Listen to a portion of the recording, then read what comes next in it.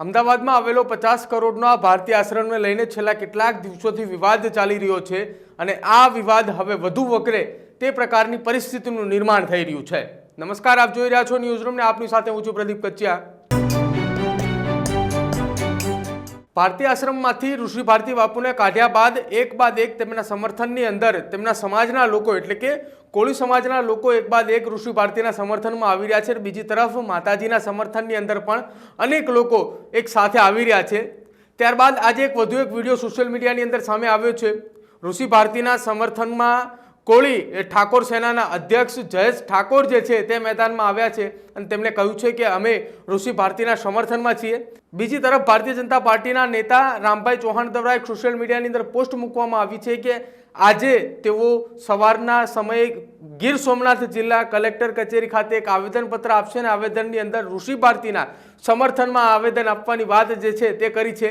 એટલે કે હવે બંને સંતોની લડાઈ, બંને સંતોની મિલકત વચ્ચેની આ લડાઈની અંદર એક સમાજ વચ્ચે આવ્યો છે। ક્યાંય આ પ્રકારની પરિસ્થિતિ નિર્માણ ન થવી જોઈએ તેમ છતાં આ પ્રકારની પરિસ્થિતિનું નિર્માણ થઈ રહ્યું છે। કોળી સમાજના જે અધ્યક્ષ જે છે ઠાકોર સેનાના જે અધ્યક્ષ છે જયેશ ઠાકોર તેને શું નિવેદન આપ્યું એકવાર એ પણ સાંભળો। હું ગુજરાતી ફિલ્મ અભિનેતા અને કોળી ઠાકોર સેના અધ્યક્ષ જયેશ ઠાકોર આપણા સમાજના ઋષિ ભારતી બાપુ કે જેની સાથે અન્યાય થયો છે તો તેને ન્યાય મળે એના માટે કાલે જૂનાગઢમાં સવારે 10 વાગે મતલબ 4 તારીખે સવારે 10 વાગે આવેદનપત્ર દઈએ છીએ। તો સમસ્ત કોળી ઠાકોર ત્યાં હાજર રહે એવી મારી વિનંતી છે, કારણ કે સમાજ માટે નહીં લડે તો કેના માટે લડશું। જય ભોલેનાથ, જય મા। સંતોએ હંમેશા સમાજ છોડી, સંસારિક જીવન છોડી અને સંતો બનતા હોય છે। સંત બન્યા પછી કોઈ સમાજ એમનો પોતાનો નથી હોતો। 18 સમાજ 18 વર્ણ એમના પોતાના હોય છે। તો આ પ્રકારની પરિસ્થિતિનું નિર્માણ ગુજરાતની અંદર થઈ રહ્યું છે।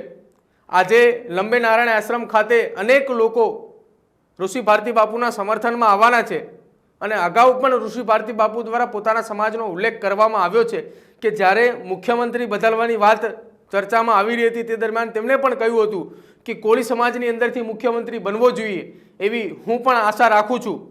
પરંતુ સંત એ સમાજનો ત્યાગ કરી, એ સંસારનો ત્યાગ કરીને સંત બનતા હોય છે તો સંત માટે સમાજ મહત્વનો નથી હોતો।